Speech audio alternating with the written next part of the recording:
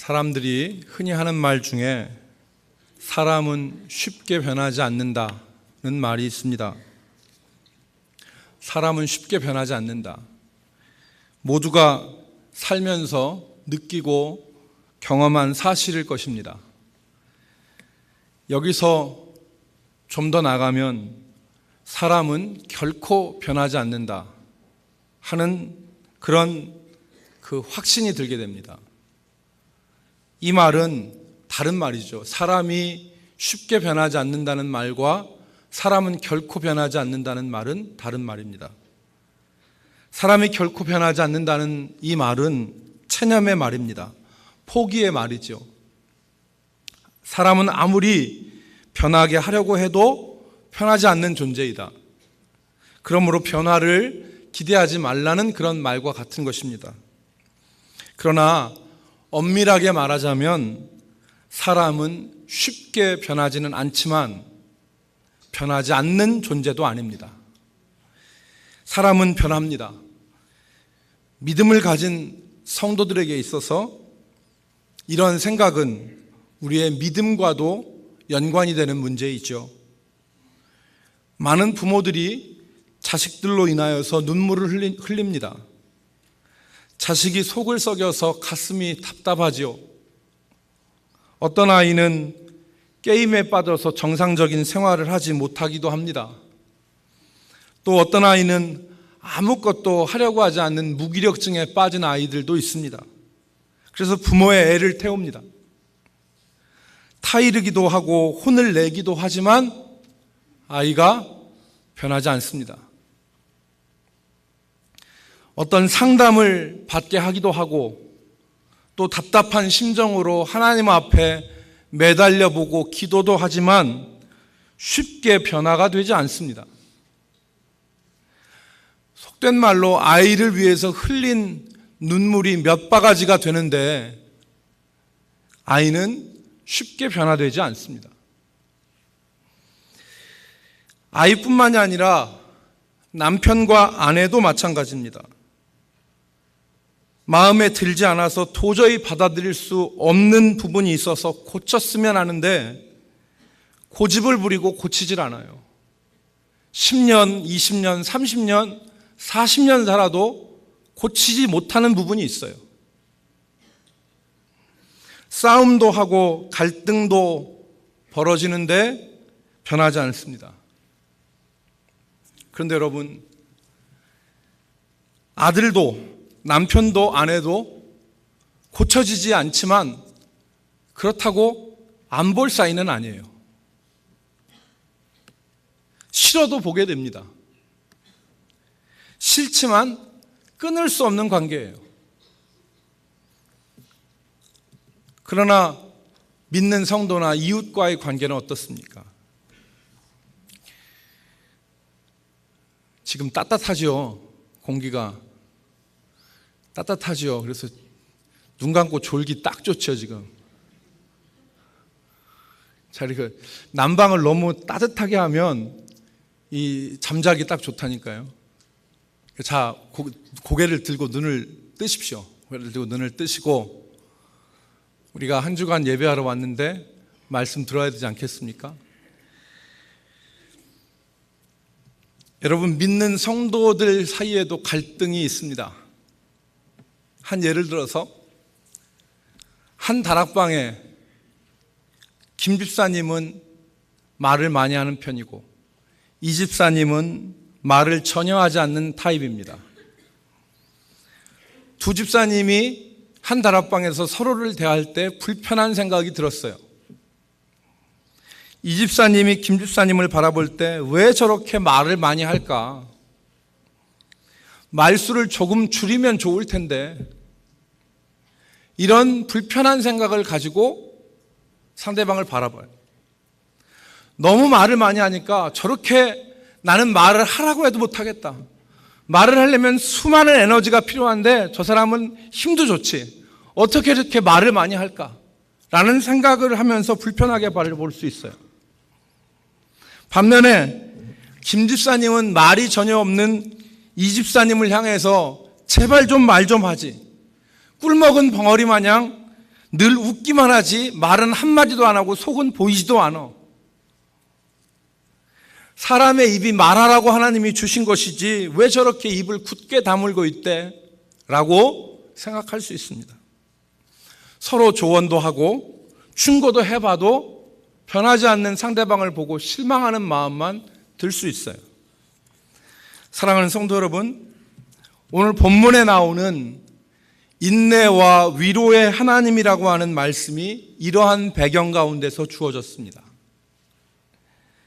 오늘 5절 말씀에 보면은 거기 뭐라고 기록되어 있습니까? 이제 인내와 위로의 하나님이 너희로 그리스도 예수를 본받아 서로 뜻이 같게 하여 주사라고 했어요. 인내와 위로의 하나님은 그냥 나온 말이 아니고 아무 배경 없이 나온 말이 아닙니다. 그냥 우리의 귀를 좋게 하려고 그냥 인내와 위로의 하나님이라고 하신 것이 아니라 배경이 있는데 그 배경이 뭐냐?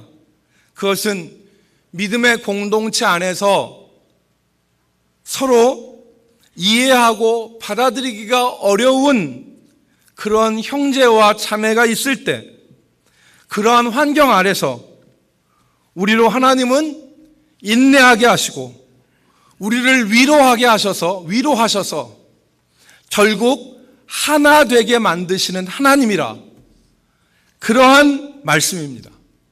그러한 말씀이에요. 하나님이 왜 인내를 말씀하셨고 왜 위로를 말씀하셨는가?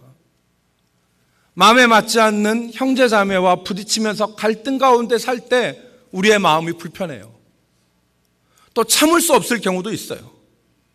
그럴 때 하나님은 우리에게 위로도 하시고 우리에게 인내하게 하시는 하나님이시라 그 말씀입니다. 먼저 1절과 2절이 공동체에서 일어나는 갈등 상황을 전제하고 있습니다. 여러분 1절과 2절 말씀을 같이 읽어볼까요? 믿음이 시작. 믿음이 강한 우리는 마땅히 믿음이 약한 자의 약점을 담당하고 자기를 기쁘게 하지 아니할 것이라. 우리 각 사람이 이웃을 기쁘게 하되 선을 이루고 덕을 세우도록 할지니라. 아멘. 여러분 이미 우리가 살펴본 대로 로마 교회 안에서는 믿음의 차이로 인해서 서로를 업신여기거나 서로를 정죄하는 모습이 있었습니다. 우상의 제물로 쓰인 고기를 먹는 문제를 통해서 또 어떤 특정한 날을 다른 날보다 더 중히 여기는 그런 문제로 인해서 로마 교회 사람들은 우월감을 가지고 자기 기준을 가졌어요. 그래서 상대방을 업신여기거나 나와 같이 행동하지 않는 사람을 부정하다고 죄인이라고 정죄하는 일이 있었습니다. 그런데 이렇게 형제를 업신여기거나 정죄하는 일은 하나님의 교회를 나누고 하나님의 교회에서 사랑이 사라지게 만드는 아주 좋지 않은 일이었어요. 이때 하나 되는 원리가 무엇이었습니까? 믿음이 강한 자가 믿음이 약한 자의 약점을 담당하고 받아들이는 거였어요.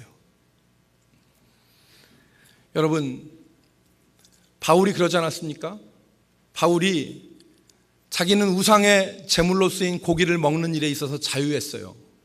그래서 우상의 제물에 쓰인 고기를 아무 거리낌 없이 먹었는데 자기가 고기를 먹는 것을 보고 어떤 믿음이 연약한 형제가 시험에 들면 바울이 뭐라고 했습니까? 나는 일평생 고기를 먹지 않겠다. 믿음이 강한 바울이 믿음이 연약한 자들을 위해서 고기 먹는 것을 포기했어요. 여러분, 원리는 이것입니다. 그런데 이 원리가 우리의 실제 삶에서 행하기는 쉬운 일이 아니에요. 이것을 행하려고 하면 자기의 부인과 자기의 포기, 자기의 인내가 필요한 거예요. 여러분, 쉬운 일이 결코 아니고 쉽게 되는 일이 아닙니다. 자기를 부인하고 자기를 버려야 가능한 일이죠. 여러분, 이러한 인간 사이의 갈등에서 흔히 나타나는 현상이 무엇입니까? 우리 맞지 않아. 너하고 나하고는 맞지 않아. 혹은 맞추려고 하다가 도저히 안 되면 상대방은 비난해요. 너는 되먹지 않은 인간이야. 앞으로 너를 보지 않겠다. 라는 식의 태도를 우리가 보입니다. 사람은 결코 변하지 않아. 이런 포기가 사람과 사람 사이의 관계에 자리 잡게 되고, 그래서 사람과 사람 사이가 단절되어지는 극단적인 일이 벌어지게 되는 것입니다.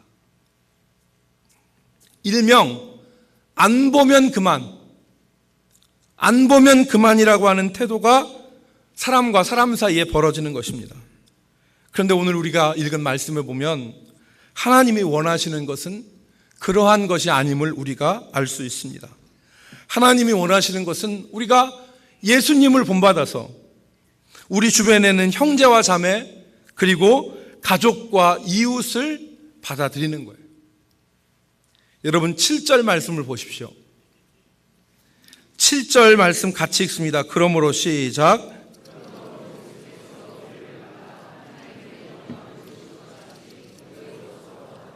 아멘. 그러므로 그리스도께서 우리를 받아 하나님께 영광을 돌리신 것 같이 너희도 서로 받으라 그랬어요. 이때 받으라는 말은 영접하라는 말입니다. 받아들이라는 말입니다. 내치지 말고, 어떤 사람을 내치지 말고, 단절하지 말고 그 사람을 받아들이고 영접해라. 마치 죄인인 우리를 예수님이 용납하시고 사람의 몸을 입으시고 이 땅에 오셔서 우리를 품으신 것처럼 우리도 우리와 갈등을 빚고 있는 사람의 눈높이로 내려가서 그 사람과 맞추고 그 사람을 받아들이라는 거예요.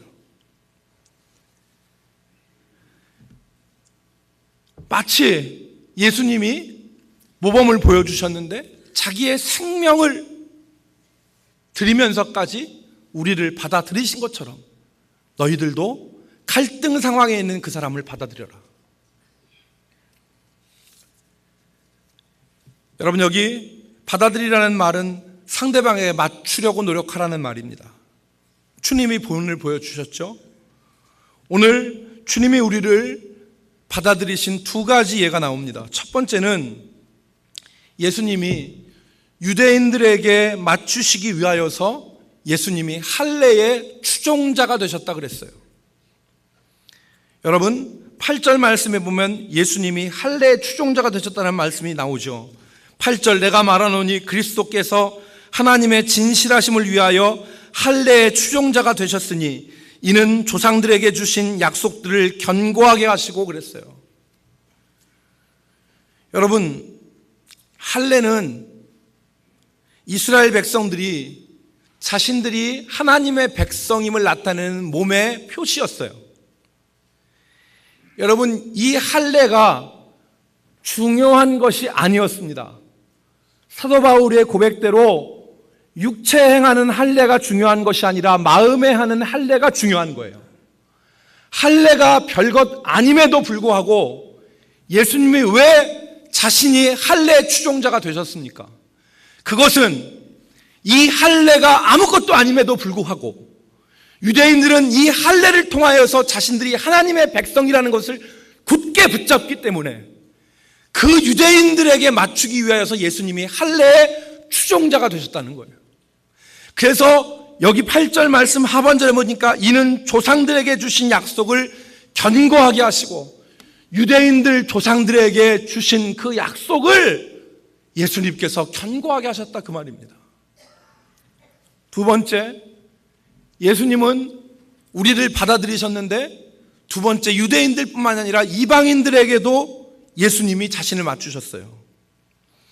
여러분 오늘 우리가 읽은 9절 말씀 이하에 보면 열방이란 말이 많이 나옵니다. 열방이란 말이 많이 나오죠. 이 열방이란 말은 모든 나라를 말해요. 유대인을 제외한 모든 나라. 영어로 얘기하면 all nations가 되는데 모든 나라. 여러분 12절 말씀에 뭐라고 했습니까? 또 이사야가 이르되 이새의 뿌리 곧 열방을 다스리기 위하여 일어나시는 이가 있으리니 열방이 그에게 소망을 두리라 하셨느니라. 즉 예수님은 이방인들의 소망으로 오셨어요. 그래서 여기 이사야 말씀처럼 이방인들을 구원할 이새의 뿌리로 다윗의 자손으로 이 땅에 오셔서 모든 이방인들이 예수 그리스도를 바라보고 소망을 갖게 하시는 구주가 되셨다는 말입니다. 오늘 이 말씀을 통해서 우리가 기억할 것은 하나님의 분명한 뜻입니다. 사람은 결코 변하지 않아 라는 포기의 말이 아니라, 사람은 쉽게 변하지는 않지만 하나님은 우리가 그 변하지 않는 사람을 받아들이고 감당하기를 원하시는 거예요. 이것이 하나님의 뜻인 것을 우리가 붙잡아야 됩니다. 이솝우화 가운데 여우와 두루미의 식사라는 이야기가 있잖아요. 여우와 두루미가 한 동네에 살았는데 여우가 한 동네에 사는 두루미를 식사로 초대했습니다. 초대해서 밥을 주는데 이 넓은 접시에 스프를 담았는데 자작하게 담았어요. 자작하게 스프를 담아서 두루미한테 먹으라고 그래요. 그러니까 두루미는 부리가 이렇게 뾰족한데 스프를 먹으려고 해도 스프 바닥에 딱딱딱딱 거리기만 하지 스프를 먹을 수가 없는 거예요. 자기만 생각한 거죠. 여우는 혀로 핥아서 스프를 먹으면 스프를 맛있게 얌얌거리고 다 먹었는데, 두루미는 접시만 딱딱거리지 스프를 먹을 수가 없었어요. 두루미가 자기 집으로 여우를 초대했습니다. 여우야, 지난번에 네가 나 식사 초대했는데 이번에는 내가 너를 식사 초대하마 해서 자기 집에 식사를 초대했어요. 그래서 식사를 여우가 좋아하는 생선을 놨는데, 그 생선을 어떻게 했냐면 목이 긴 호리병 안에다가 물고기를 담았어요. 그래서 저는 그 호리병 속에다가 부리를 집어넣어서 물고기를 먹는데, 여우는 손을 넣어도 안 들어가, 입을 넣어도 안 들어가. 그러니까 입맛만 다시고 돌아왔다는 얘기가 있잖아요. 이게 여우와 두루미의 식사예요. 여러분, 오늘 우리가 갈등 관계에 있을 때 일방적으로 자기 주장만 하지 말고 강한 자가 약한 자의 약점을 받아들이는 이러한 예수님의 닮은 모습을 통하여서 그 관계를 풀어가기를 주님의 이름으로 축원합니다. 여러분, 오늘 이 관계의 변화를 위해서 우리가 기억할 것이 있는데 두 가지 말씀을 드리겠습니다. 첫 번째는 인내의 하나님이, 그리고 위로의 하나님이 성경의 위로로서 우리를 위로하신다는 것을 기억하시기 바랍니다. 오늘 우리가 읽은 4절 말씀해 보니까 무엇이든지 전에 기록된 바는, 여기 전에 기록된 바는 성경 말하는 거예요. 구약 성경을.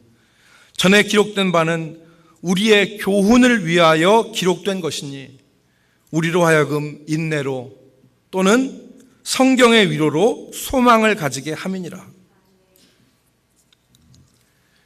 여러분, 오늘 우리가 갈등 관계에 있을 때 누구의 말을 들을 것인가를, 누구의 말씀을 기준으로 삼을 것인가를 우리가 정해야 돼요. 우리는 사람의 말이나 이 세상 사람들의 생각에서 우리의 기준을 삼아서는 안 됩니다. 우리가 기준으로 삼아야 될 것은 변하지 않는 하나님의 말씀이에요. 특별히 성경은 우리 성도들, 믿음의 사람들이 살아갈 때 하나님께서 주신 말씀이거든요. 그래서 우리는 이 성경에서 소망을 찾고 이 성경에서 위로를 얻습니다. 하나님이 위로의 하나님이시죠.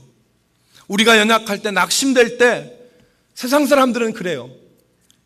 안 돼. 틀렸어. 헤어져. 더 이상은 소망이 없어. 사람 안 변해.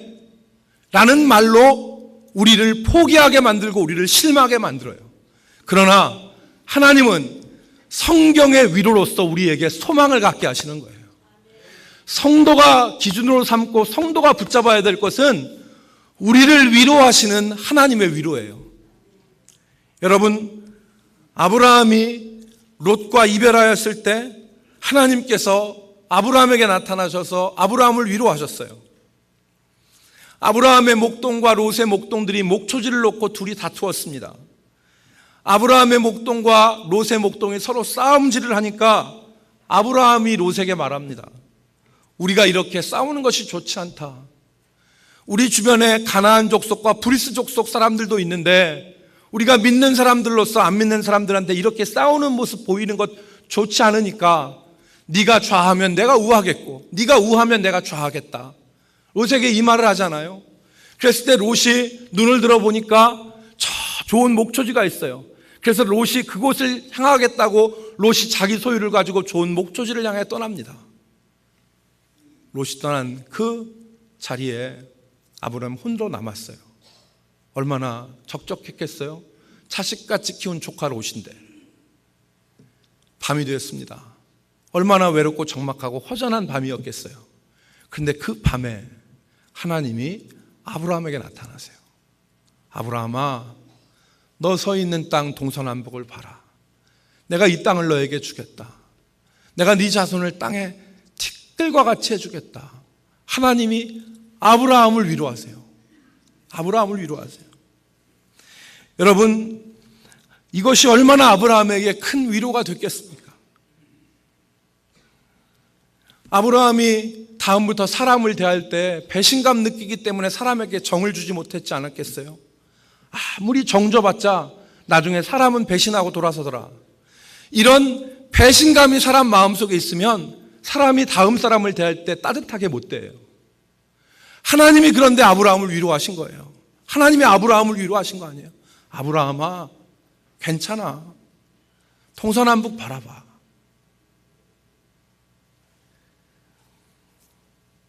여러분, 하나님은 아합과 이세벨을 대적해서 의로운 영적 싸움을 싸우고 지쳐서 로뎀나무에 쓰러져 있는 엘리야에게 나타나셔서 그를 위로하셨어요. 탈진해 있는 엘리야에게 천사를 보내셔서 그를 어루만지게 하셨어요. 우리말로 좀 번역하자면 주물렀다고 얘기할 수 있죠.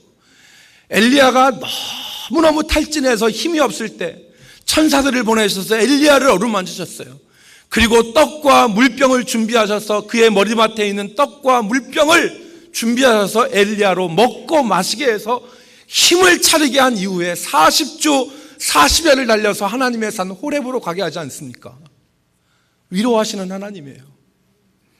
성도 여러분, 우리가 지치고 낙심되어 있을 때, 특별히 주의 뜻을 행하며 주의 말씀을 붙잡고 나아가다 쓰러졌을 때 하나님은 우리를 그냥 놔두시지 않습니다. 하나님은 우리에게 나타나셔서 우리를 위로하시는 하나님이에요. 우리를 어루만지시고 우리에게 말씀하시고 우리가 다시금 힘을 낼 수 있도록 우리를 일으켜 세워주시는 하나님이 우리의 하나님인 줄로 믿습니다. 여러분, 유라굴로 광풍 가운데서 바울과 함께 하신 하나님, 사자굴 속에서 다니엘을 지켜주신 그 하나님을 바라볼 때 우리는 갈등 가운데서 위로를 얻습니다. 성경의 위로로서 위로를 얻는 것이죠. 세상 사람들은 안 된다, 헤어져라, 포기해라, 소망이 없다 이렇게 말하지만 우리는 성경을 통해서 하나님의 위로를 받아요. 그 소망으로 우리가 나아가는 것입니다. 여러분, 지치고 낙심되었을 때 생명의 말씀인 성경을 읽으시기 바랍니다. 이 가운데서 우리가 소망을 발견하게 됩니다. 낙심되고 절망되고 포기하고 안 될 것 같고 다 무너져 내린 것 같지만 하나님의 말씀 가운데서 우리가 위로를 얻습니다.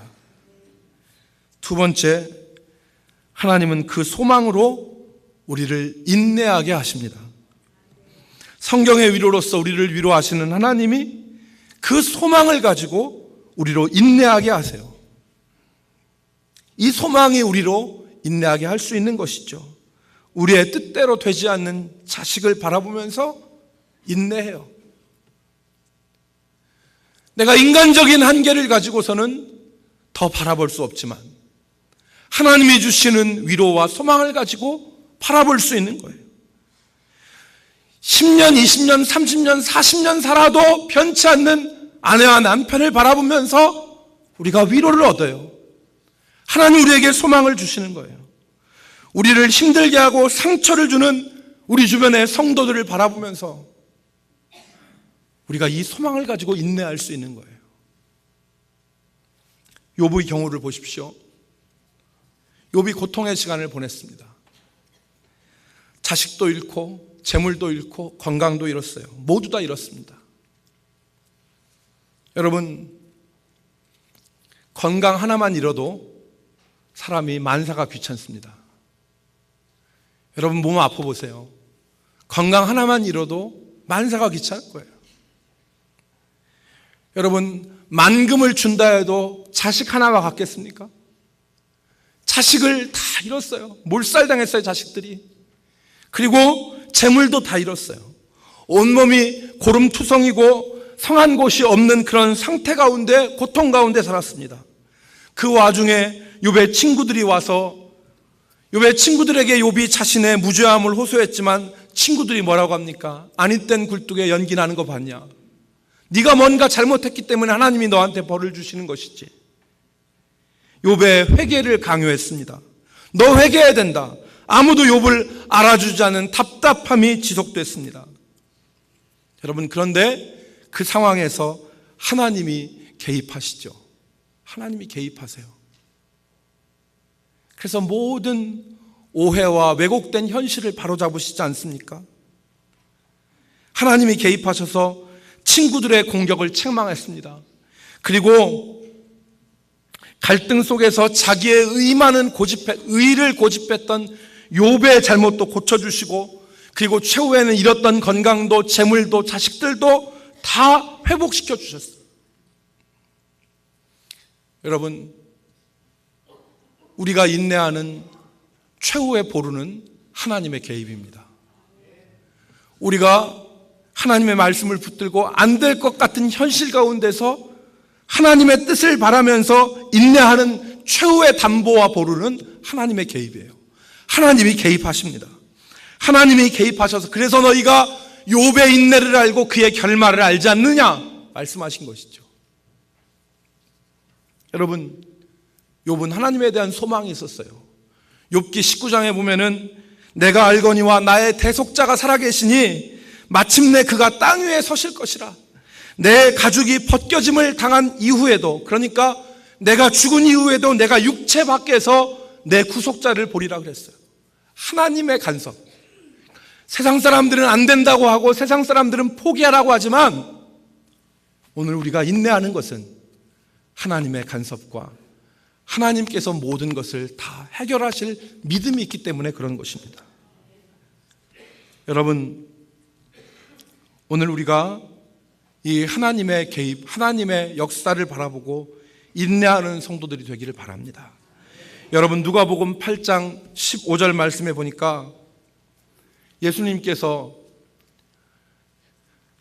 밭의 비유를 하셨죠. 더러는 길가에, 더러는 돌짝밭에, 더러는 가시밭에, 더러는 좋은 땅에 뿌려졌다 그랬어요. 그래서 좋은 땅에 뿌려진 것은 30배, 60배, 100배 열매를 맺으리라 그러셨는데 누가복음 8장 15절에 보니까 이런 말씀이 있습니다. 좋은 땅에 있다는 것은 착하고 좋은 마음으로 말씀을 듣고 지키어.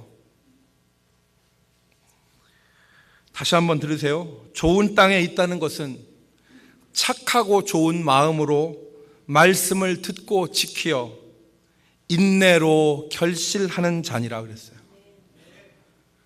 좋은 땅에 있다는 것은 착하고 좋은 마음으로 말씀을 듣고 지키어 인내로 결실하는 자니라 그랬습니다.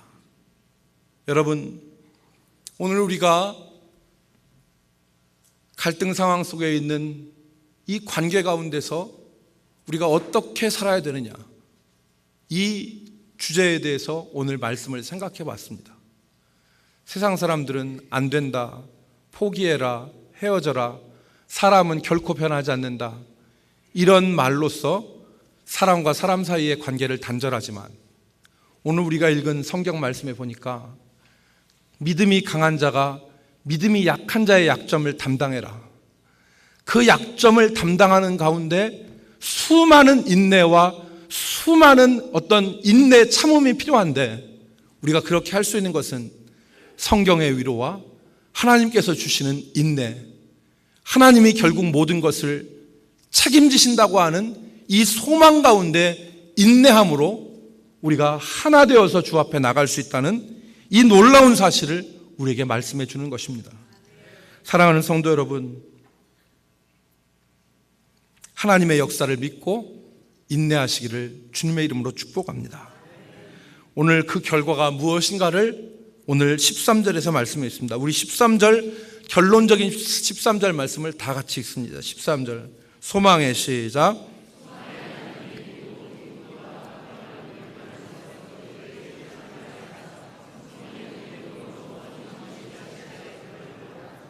13절의 결론적인 말씀인데요, 이 13절 말씀에 보니까 뭐라고 했습니까? 소망의 하나님이 모든 기쁨과 평강을 믿음 안에서 너희에게 충만하게 하사 그랬어요. 우리 마음속에 기쁨과 평안이 있다고 그랬어요. 이것은 어떤 관계, 우리가 바라는 것이 이루어지기 때문에 평안과 기쁨이 있는 게 아니에요. 관계는 계속해서 갈등 상황에 있어요. 사람은 변하지 않아요. 그렇지만 그것을 바라보는 성도의 마음에는 기쁨과 평안이 있어요. 왜 기쁨이 있습니까? 하나님이 주시는 위로가 있기 때문에 기쁨이 있고, 하나님이 우리에게 주신 소망이 있기 때문에 우리에게 평강이 있는 거예요. 여러분, 하나님이 우리에게 주시는 이 기쁨과 평강이 우리 가운데 충만하기를 소원합니다.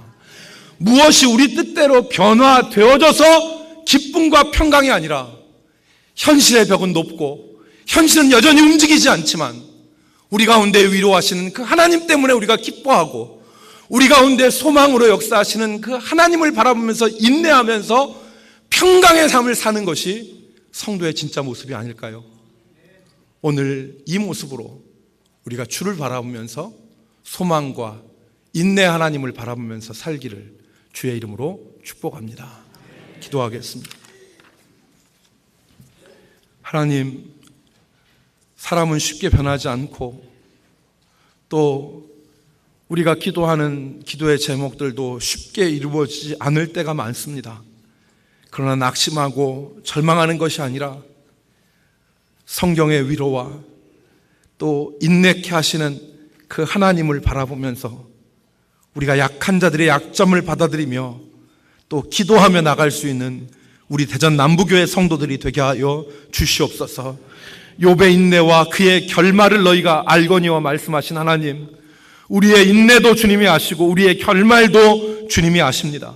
우리 모든 성도들이 인내하여 하나님 앞에 기도한 제목에서 승리하게 하여 주시옵시고, 믿음 안에서 기쁨과 평안이 넘치도록 역사하여 주시옵소서.